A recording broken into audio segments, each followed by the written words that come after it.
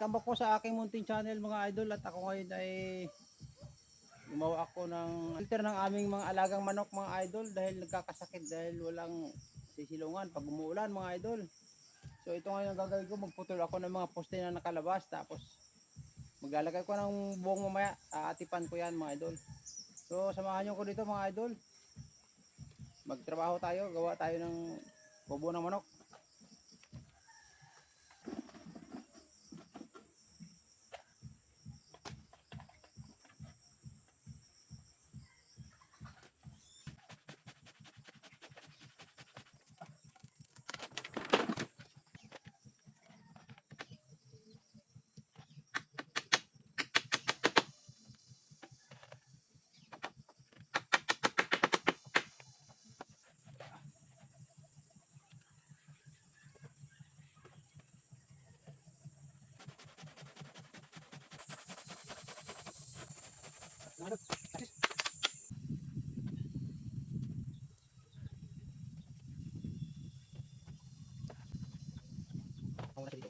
Ano pa gagawin ko mga idol? 9mm. Yan 45. Yan na sa mga idol. Isip ko lang para okay. Ito hilahin natin mga idol.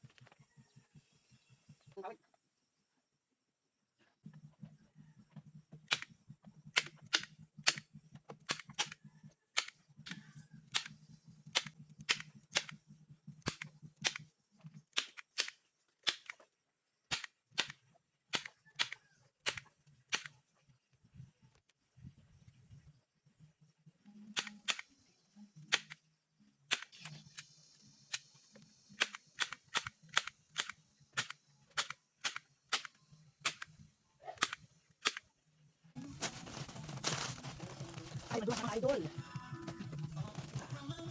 Madulas na mga idol.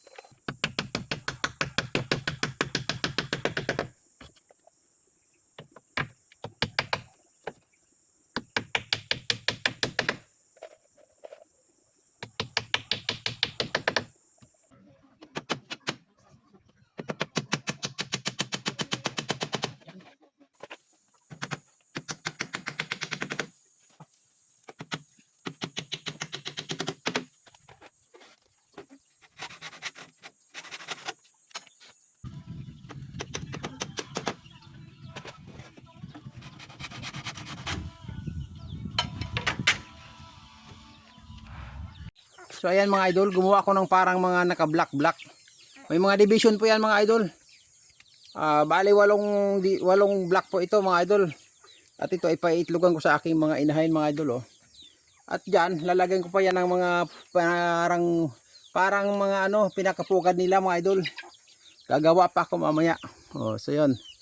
So natapos na natin dito mga idol. Nilagyan ko siya ng division na medyo masinsin mga idol para hindi magsilipan yung mga inahin. At minsan ay nag-aaway habang naglilimlim at nagkakayaan pa nga.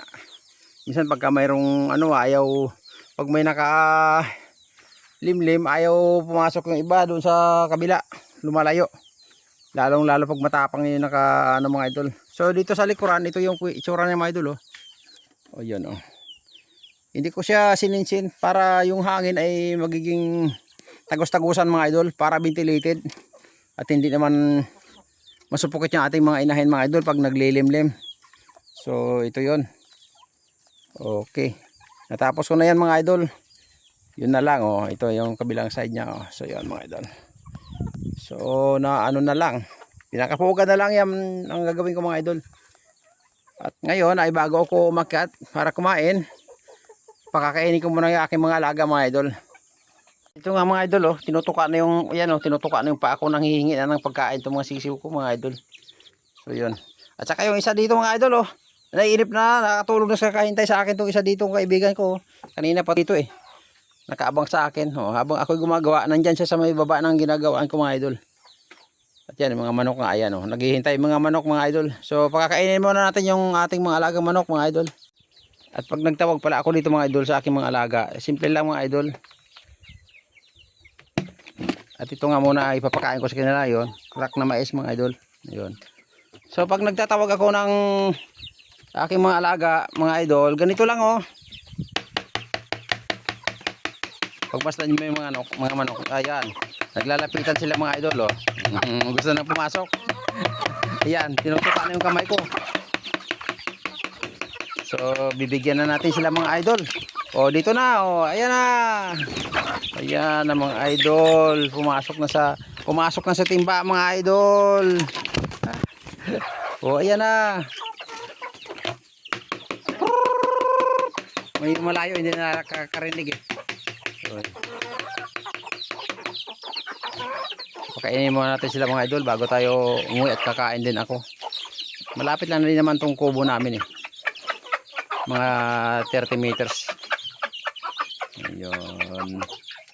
So pag natapos tong aking ginagawa ditong kubo mga idol, sila yung titira dito. Yan yung mga alaga ko. Pero wala pang iba dito eh. Yung tandang ko wala pa dito. Ando sila sa kabila kanina, tumitilaok eh. Ayun. Yung mga sisiw, di pumasok. Hindi na kayo, dali.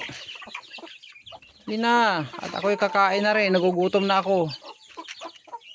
Yung almusal ko kanina, tanghalian eh, alas 11. So ngayon, nakaramdam na ako ng gutom mga idol. At hapon na. Sige, kain muna kayo. Ako'y uuwi. Hapunan na nyo yan ha. Wala yung iba. Ayan. Marami na nawala dito mga idol sa aking marami na nabawas dito sa mga alaga ko kasi nakailang katay na kami ng tagda 2 piraso, 3 pala. Tapos may binigyan pa ako 2 piraso.